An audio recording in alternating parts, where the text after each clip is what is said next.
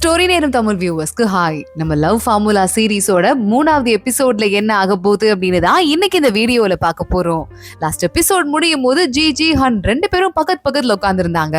தெரியும்டி எனக்கு அப்படின்னு ஜிஜிய ஹன்னு பார்த்துட்டு இருந்தான். அத்தோட தான் முடிஞ்சது.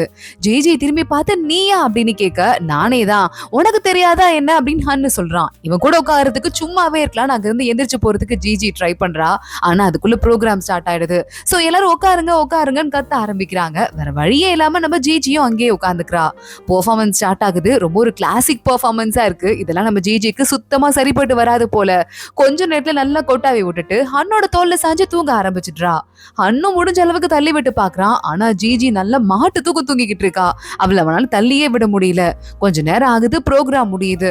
ஹன் அங்க டாக்ஸிக்கு புக் பண்ணிட்டு வெயிட் பண்ணிருக்கான். ரொம்ப பிஸியான டைம்ங்கிறதால ஒரு டாக்ஸி கூட கிடைக்கல. ஜிஜி அங்க வாடகைக்கு ஒரு வெஹிக்கிள் எடுத்துட்டு வந்து முன்னாடி நின்னுட்டு, அறிவு இருக்கா இல்லையா, தெரிஞ்ச பொண்ணு தானே, எழுப்பி கூட விடாம வந்திருக்க, நான் தான் தூங்கிட்டேன்னு தெரியுதுல அப்படின்னு சொல்ல, ஹன்னுடனே அதான் ஏஞ்சி வந்துட்டல, அப்புறம் என்ன அப்படின்னு கேட்டுட்டு இருக்கான். ஹன்னு பாக்குறான். ஆமா, அந்த வெஹிக்கிள எங்க இருந்து எடுத்த அப்படின்னு கேட்டுட்டு இருக்கான். அதுவா, அங்கதான் ஸ்டாண்ட் இருக்கு, வாடகை வண்டி ஸ்டாண்டு, ஆனா இதான் லாஸ்ட் வண்டி, இதுக்கப்புறம் ஒண்ணும் இல்ல அப்படின்னு ஜிஜி அங்க இருந்து கிளம்ப ட்ரை பண்றா. ப்ளீஸ் என்ன கொஞ்சம் டிராப் பண்ணிட்றியா அப்படின்னு ஹன்னுக்கு கேட்கறதுக்கு வாய் வருது. ஆனா வெக்கப்பட்டு கேட்க மாட்டேங்கிறான். சரி போனா போது வா, நானே லிஃப்ட் கொடுக்குறேன் ஜிஜியே கேட்டு பாக்குறா. ஹன்னு உடனே விடிய நடந்து போவேனே தவிர உன் கூட வர மாட்டேன் அப்படின்னு சொல்றான். சரி ஓகே பாய் அப்படின்னு ஜிஜி கிளம்புறதுக்கு ட்ரை பண்றா. ஆனா பார்த்தா ஹன்னு பின்னாடி வந்து ஏறி உட்காந்துக்கிறான். ஜிஜி மின்னல் வேகத்துல வண்டியை ஓட்டு போறா. பொன்னானி பேய் மாதிரி வண்டி ஓட்டு இருக்கா. மெதுவா ஓட்டுறி அப்படின்னு கத்திக்கிட்டு பின்னாடி வந்துட்டு இருக்கான். இங்க பாரு, என் பின்னாடி நீ உட்காந்துட்டு வந்தல, அதை வெளியே யார்கிட்டயும் சொல்லிடாத, என் மானமே போயிடும் அப்படின்னு ஜிஜி சொல்லிக்கிட்டு இருக்கா. எங்க காலேஜ் பக்கத்துல அந்த ஸ்டாண்ட் இருக்கு, அந்த ஸ்டாண்ட்ல வந்து வண்டியை போட்டுட்டு இருக்காங்க. ஆமா, இவ்வளவு செலவெல்லாம் பண்ணி எனக்காக டிக்கெட்லாம் வாங்க வேண்டாம், புரிஞ்சுக்கோ அப்படின்னு ஹன்னு சொல்ல, டிக்கெட் வாங்கினா நானா உனக்கா, நானே கொஞ்சம் பிஸ்னாரி, நானே என் சொந்த காசு போட்டு கூட வாங்கி போக மாட்டேன், இதுல உனக்கு வேற வாங்கி தரணுமா அப்படின்னு ஜிஜி யோசிச்சு பாக்குறா. இந்த ஷானா தான் வந்து டிக்கெட் கொடுத்துட்டு, சாரி நான் உனக்கு தலையில கலர் கொட்டிட்டேன்ல, அதுக்கு பதிலா சாரி கேட்கிற மாதிரி இந்த டிக்கெட் கொடுக்குறேன் போயிட்டு வான்னு கொடுத்துருக்கா. இப்பதான் அவ பண்ண பிளானே ஜிஜிக்கு புரியுது. சத்தியமா சொல்றேன், ஒன்ன மாதிரி ஒரு சிடுமூஜிக்கு என் சொந்த காசை போட்டு டிக்கெட் வாங்கி கொடுத்து கான்செர்ட் போய் பாத்துட்டு வாங்கலாம் அனுப்ப மாட்டேன்னு சொல்ல, என்ன புடிக்காட்டி எதுக்கு ஸ்விம்மிங் கிளப்ல மட்டும் இருக்கு அப்படின்னு ஹன்னு கேக்குறான். அந்த கிளப்லயே இல்ல குவிட் பண்றேன், ஆளை விடு அப்படின்னு சொல்லிட்டு ஜிஜி அங்க இருந்து கிளம்பிடுறா. நேரா ஹாஸ்டல் ரூம்க்கு வந்து ஷானாவை பார்த்து, இவ்வளவு கேவலமான வேலை பார்த்திருக்க, நீலாம் ஒரு பொண்ணே கிடையாதுரி, நீ எங்க போயிட்டு இந்த டிக்கெட் வைக்கிறதுக்கு போயிருக்க, அப்ப அவனோட அவார்ட் கீழே விழுந்து உடஞ்சிருக்கு, அந்த பழிய என் மேல போடணுங்கிறதுக்காக ஏன்ட்ட ஒரு டிக்கெட்டை கொடுத்து சொல்லி முடிச்சிருக்க, இந்த மாதிரி மானங்கிட்ட வேலை பார்க்கறதுக்கு சும்மாவே இருக்கலாம் தெரியுமா அப்படின்னு இவ கத்த ஆரம்பிக்க, உடனே நான் ஒன்னும் அப்படி பண்ணலையே, உங்ககிட்ட ஏதாவது ப்ரூஃப் இருக்கா அப்படின்னு ஷானா ஓவரா பேச ஆரம்பிக்கிறா. இங்க பாரு, ப்ரூஃபே தேவையில்லை, மனசாட்சின்னு ஒண்ணு இருந்துச்சுன்னு வச்சுக்கேன், உனக்கு ஒருத்தம், இதுக்கு மேல ஒன்று பேசுறதுக்கு ஒண்ணும் கிடையாது, நான் இங்க இருந்து கிளம்புறேன் அப்படின்னு ஜிஜி அங்க இருந்து கிளம்பிடுறா. நேரா லைப்ரரியில வந்து உட்காந்துட்டு படிக்க ஆரம்பிக்கிறா. ஜிஜி பாட்டி போன் பண்றாங்க. அட்டன் பண்ணலான்னு போறதுக்குள்ள இவ போன் தான் ஆல்ரெடி உடஞ்சிருந்ததுல இப்ப கம்ப்ளீட்டா போயிடுது, ஸ்கிரீன் கூட கட் ஆயிடுது.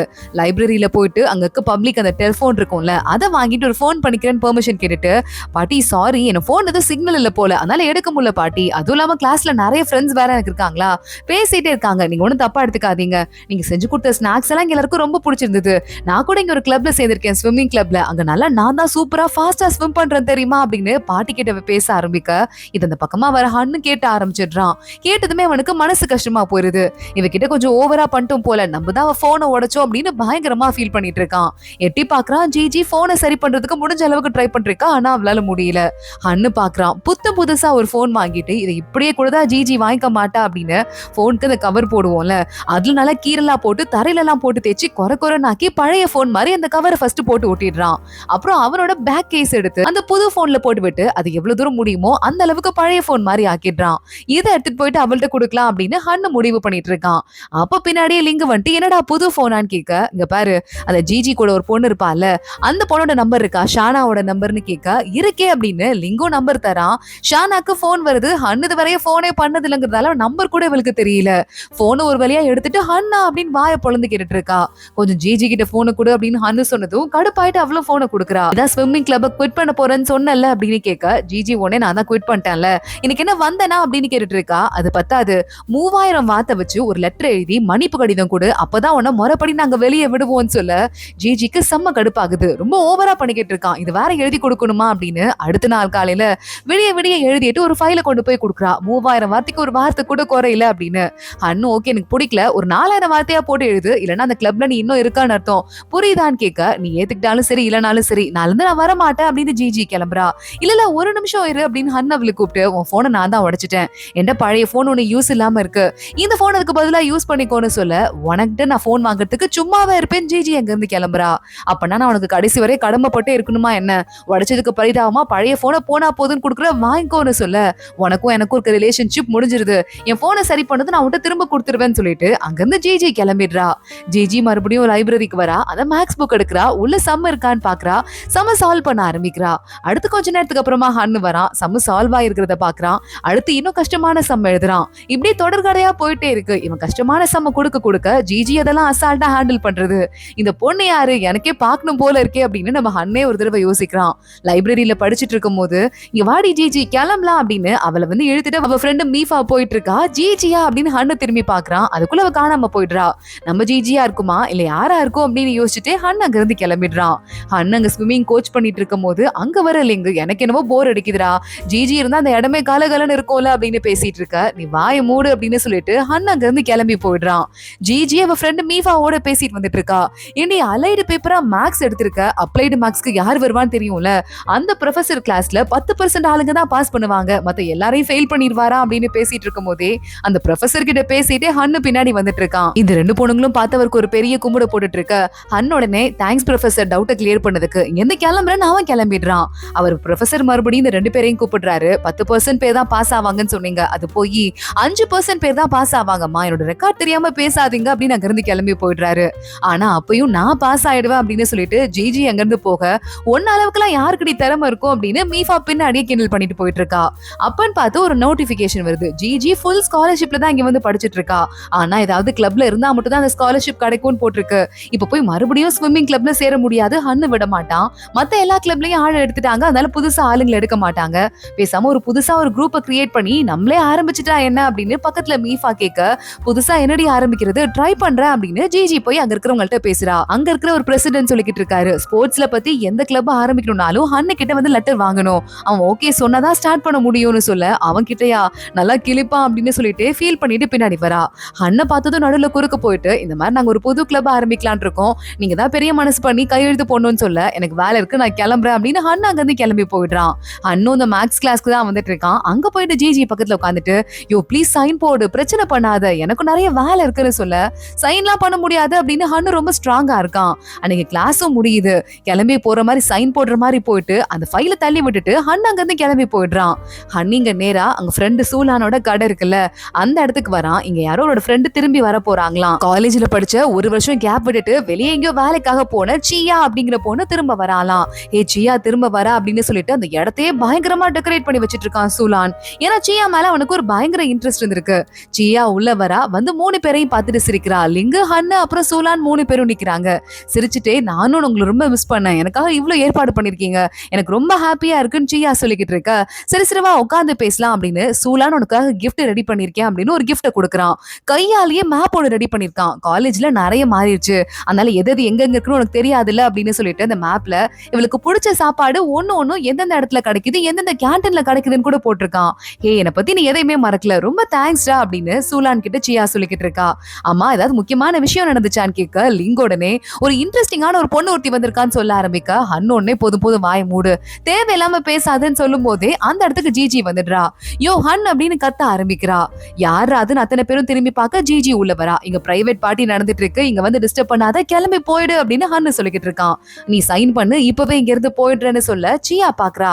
யார் நீங்க, எங்க ஜூனியரா, வந்து உட்காருங்க அப்படின்னு சொல்லிட்டு கூப்பிட்டு உட்கார வைக்கிறா. உடனே ஜிஜியும் ஜாலியா வந்து உட்கார்ந்துட்டு இருக்க. சியா ஒருத்தங்களுக்கும் ஒரு கிஃப்ட் கொண்டு வந்துட்டு இருக்கா. அதே மாதிரி ஒரு புதிர் ஒண்ணு ஹன்னுக்கு கொடுத்திருக்கா.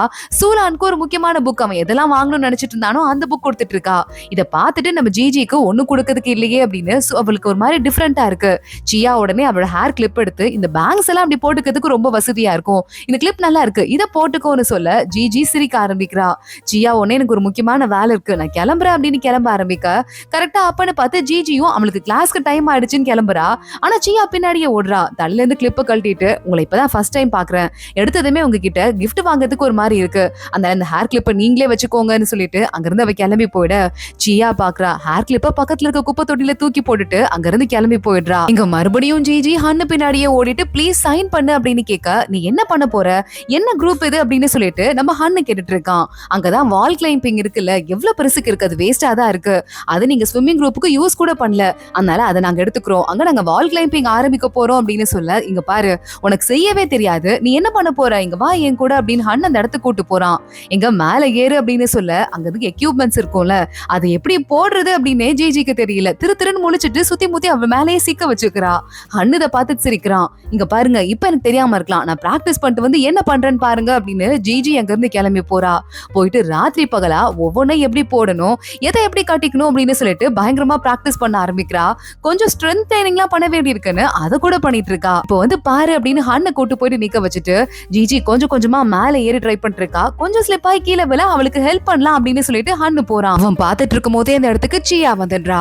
நான் மறுபடியும் ஸ்விம்மிங் டீம்ல ஜாயின் பண்றேன்ல, அதை பத்தி எல்லாருக்கும் இன்ட்ரோடக்ஷன் கொடுக்குறேன்னு சொன்னல, வா போலாம் அப்படின்னு கூப்பிட உடனே ஹன்னு ஜிஜியை அந்த இடத்துல விட்டுட்டு கிளம்பி வந்துடுறான். வெளியே வந்ததுமே ஹன்னு எல்லாருக்கும் சியாவை இன்ட்ரோடியூஸ் பண்ணி விடுறான். அத்தனை பேரும் பயங்கரமா ஜாலி ஆயிடுறாங்க. சூலான் கூட மறுபடியும் இங்க வந்திருக்கான். அவனுக்கு பயங்கரமா ஒரு க்ரஷ் இருக்கு இந்த சியா மேல. அவளையே பார்த்து குறு நின்னுட்டு இருக்கான். நீ வந்ததுக்கு அப்புறம் தான் எங்க எல்லாருக்கும் ஹாப்பியா இருக்கு அப்படின்னு சொல்லிட்டு இருக்கான். அப்போ அங்க ஜிஜி வந்துடுறா. ஹன் போதும் வாங்க அப்படின்னு கூப்பிடுறா.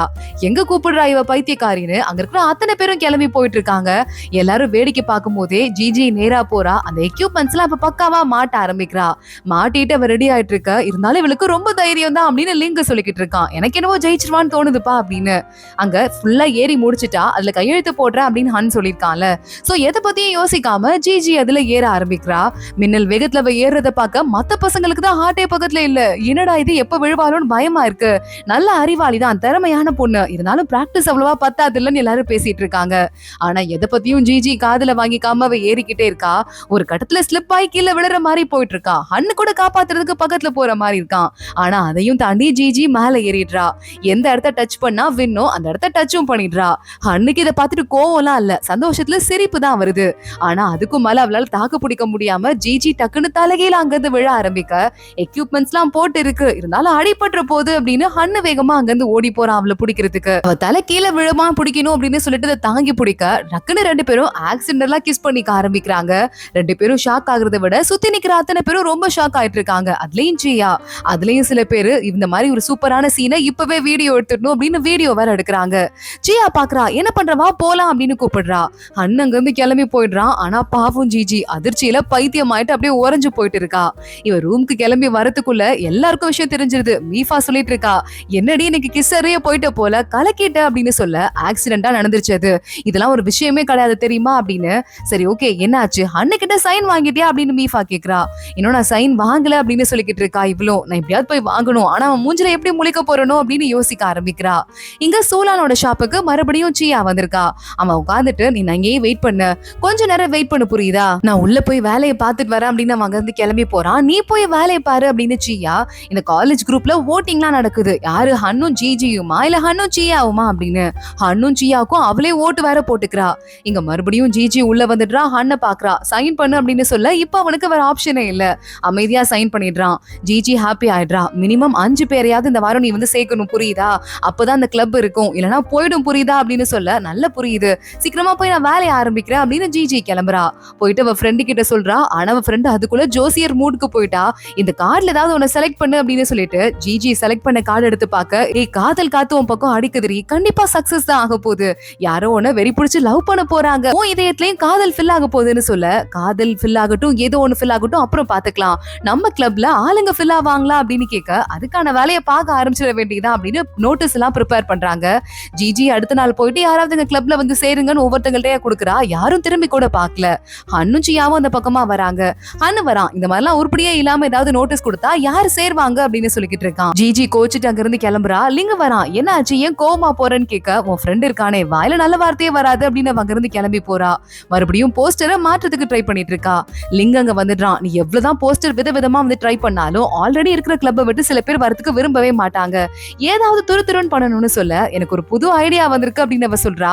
ஒரு நோட்டீஸ் போர்ட்ல, நான் தான் வந்து இந்த வால் கிளைம்பிங்கோட டீமோட பிரசிடென்ட், இப்போ நான் உங்களுக்கு ஒரு ஸ்பெஷல் ஈவென்ட் வைக்க போறேன் அப்படின்னு அங்க மத்த கிளப்ல எல்லாம் இருப்பாங்கல்ல அவங்களை கூட்டு வந்துட்டு, இந்த மாதிரி மேல ஒரு பாக்ஸ் இருக்கு, இந்த பாக்ஸை யார் எடுக்கிறீங்களோ அந்த பாக்ஸ்ல இருக்கிற கிஃப்ட் அவங்களுக்கு தான் சொந்தம், இதுல நீங்க டீம்ல கலந்துக்கணும்லாம் இல்ல, யார் வேணா போலாம் அப்படின்னு அந்த வால் கிளைம்பிங் மேல அவங்களுக்கு ஒரு ஆர்வத்தை ஏற்படுத்துறா.